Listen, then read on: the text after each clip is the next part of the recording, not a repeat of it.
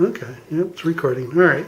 So it's November 7th, the day before Election Day in 2016. And this is a discussion between John and Paul Blatt. And Perry McDonald. And Perry McDonald. And we thought we'd talk about the good old days. My first experience with elections was in 1944. It would have been Franklin Roosevelt's fourth term in office, and our family generally was Republican. And one of the kids in my room, their family was definitely Democrat. And this kid came back to class after lunch, and was announced over the loudspeaker that Franklin Roosevelt won his fourth term, and everybody booed except this one kid cheered. And This was in the class? in our classroom. And he had garlic in his sandwiches. I didn't know what garlic was.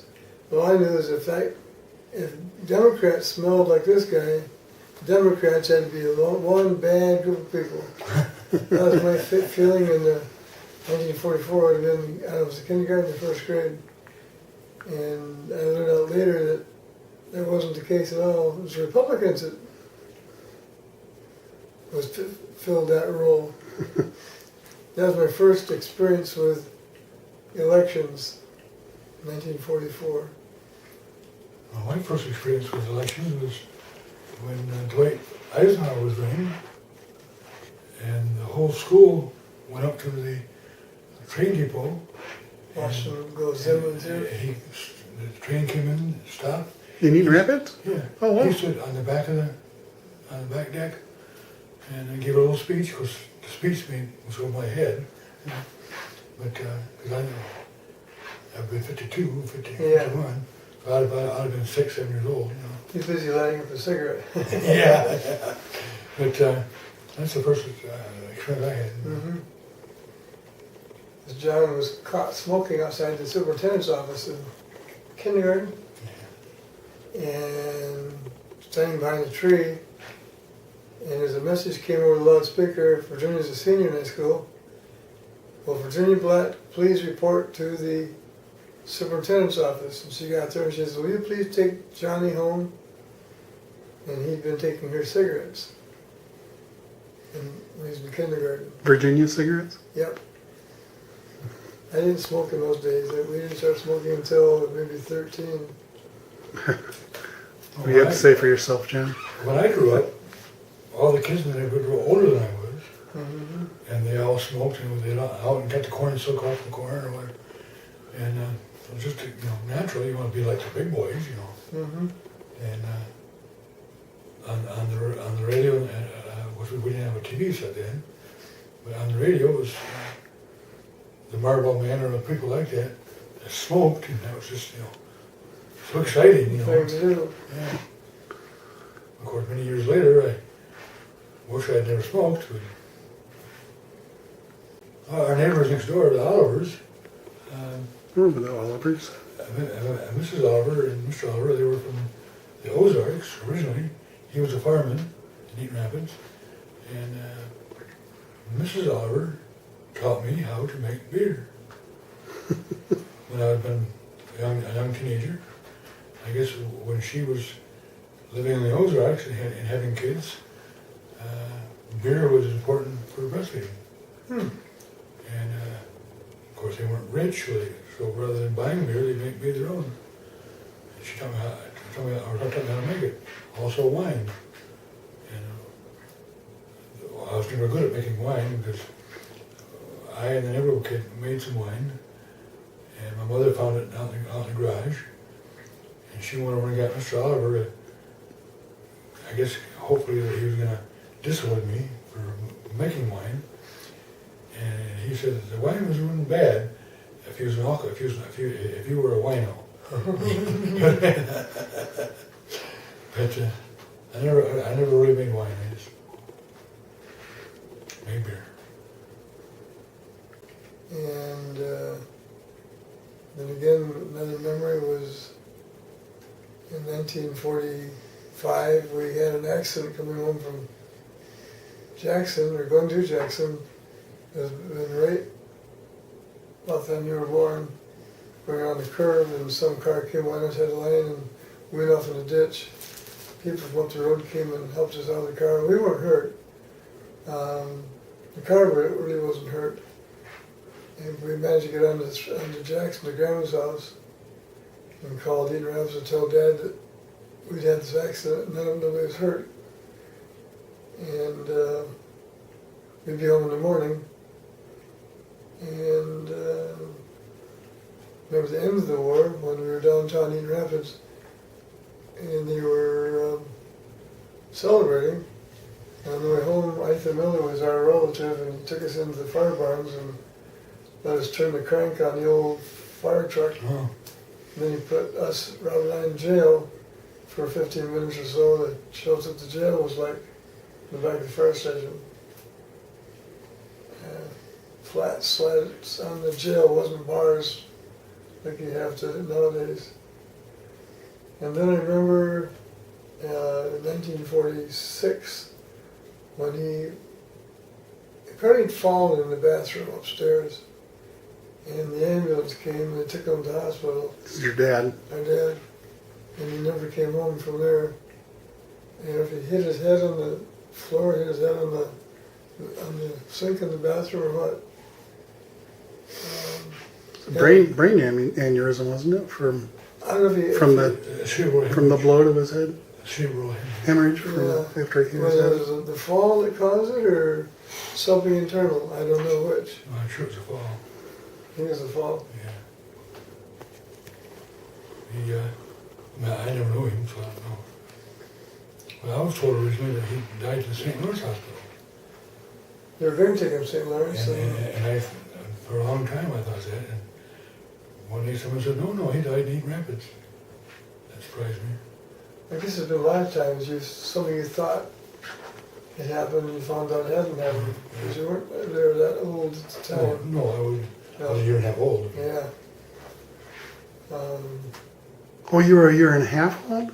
Yeah. I thought you were only 6 months old. No, I was born in February of 45. All right.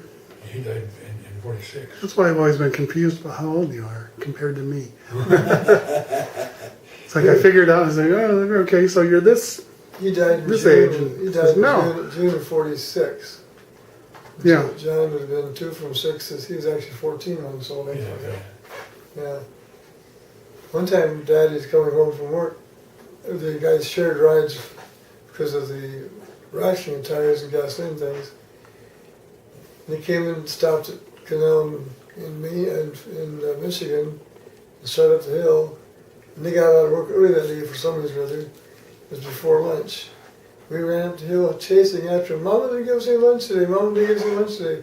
He got home before lunch. I still remember that.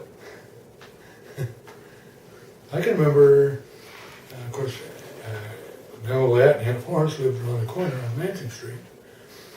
And I can barely remember going there for like Thanksgiving and sitting in a sled and being pulled. How old I was, I had to be under 5. Yeah. Couldn't go back, died in 51, 2. She was alive when Virginia got married. Virginia and I went up to the hospital after the wedding to see Grandma Blatt.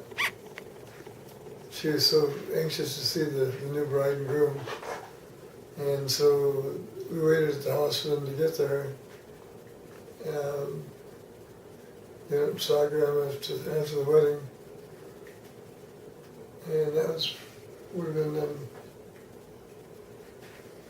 I'd say July of 51, Clark got married to a year after high school. 54. I gave your mom away when she got married, and Robert gave Clara away when she got married in 54. By the time Clara got married, it was pink and black was all the colors. I don't remember what the colors were when your mom got married, whether it was special colors or you just had to have a suit. I I can remember when Aunt Florence lived just around the corner, and Bill Dockseater lived there, and my Uncle Anson Squires used the horse-drawn milk wagon to deliver milk. And when he came by our house, early morning in summertime, I would be up, and I would go out and get on the wagon with him, and go around the block to Aunt Florence's house, and have breakfast there with Bill Doxey. Yeah, Bill was a veteran from the military, and he moved in our grandma for a place to live. We did something similar. A fellow named Lewis Heaton returned. He was a VFW student, lived at the VFW home during high school, and then went away to the military. And when he came back, he needed a place to live, and he moved in with us it created some income for my mother and housing for himself. That worked out pretty good until one weekend he came home with his face all beat up. He had an accident, drunk driving, and mother kicked him out. He drove like maybe a 41 Oldsmobile or something like that. I remember the car. I don't remember how badly it might have been bagged up, but she didn't want his influence on his kids. So she booted him out. Now, when there were people living upstairs, how were the sleeping arrangements downstairs? Robert and I had the back bedroom, and Virginia Claire the front bedroom, and John slept in the middle bedroom with our mom. Except when he was younger, he had the crib in the middle bedroom with mother. I remember when Virginia got married, I slept in the bedroom with Clara. And twin beds. And then one time, you and Robert moved upstairs. One point we had the twin. Robert and I slept together in the back bedroom in a double bed. Then we moved to the front bedroom in a double bed. And then you moved upstairs too. We moved upstairs, yeah. And I moved in the back bedroom. Yeah. I can remember starting a fire in the fireplace. Wasn't supposed to. And it wasn't supposed to, but the fire wasn't a big fire, but then I was scolded for it and found out that our dad had built a fireplace. Yeah. But he never had really vented it out to the chimney. So the smoke came in. I forgot that. Another thing that wasn't vented, we used to go upstairs and hang our heads out the bed to the bathroom window and smoke. Oh. Well, I can remember going up on the back roof and smoking, going up the side outdoor stairs and jumping over the railing onto the roof.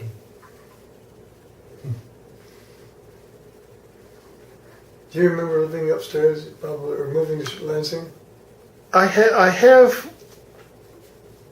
I'm not sure if they're memories or if I just remember seeing the pictures of it that maybe kind of reinforce those memories. But I think that I do have.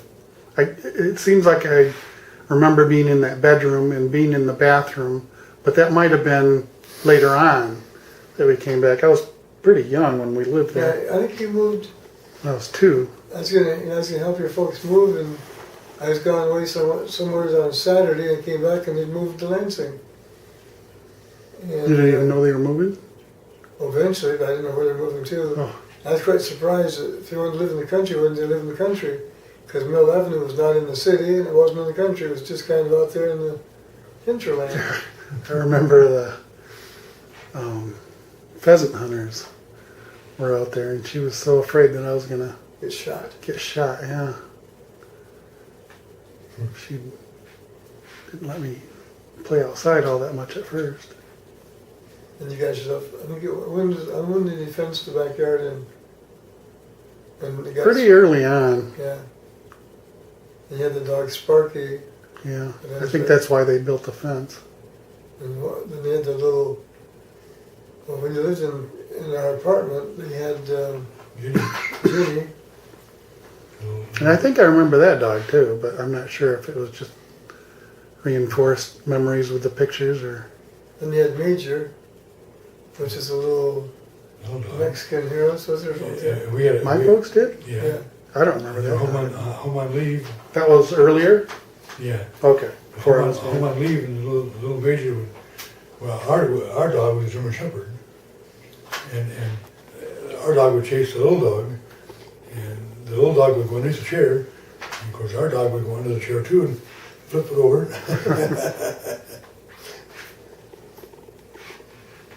We had a German Shepherd that was kind of, wasn't really a thoroughbred by any stretch of the imagination. It was a nice looking dog. And we'd take it downtown, and all these old guys, they'd hang out at the fire barns on Main Street. We'd come in with our bikes, and he'd be with us. Those guys would scare the dog, and then he'd bark at him and stuff. Eventually we had to get rid of the dog because he got so he'd bark at everybody. And that's when Harold Oliver took him out to his place. When was this?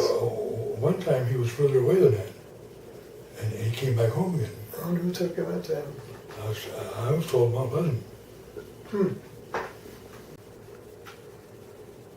Had a lot of neighbors around there that time went by. A lot of neighbors sat on the front porch and strolled up and down the street at night. And you got to know your neighbors. Then when television came along, people went in the house, they didn't go outside anymore, and people didn't build houses with porches. It wasn't until recent years that they started putting porches back on houses again. People didn't they didn't join clubs and stuff. That's a lot of clubs just started falling apart. Fraternities and men's clubs and women's clubs.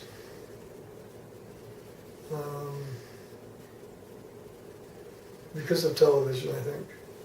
I think that was demonstrated quite often. People started buying televisions. I worked at the Firestone store in Eaton Rapids.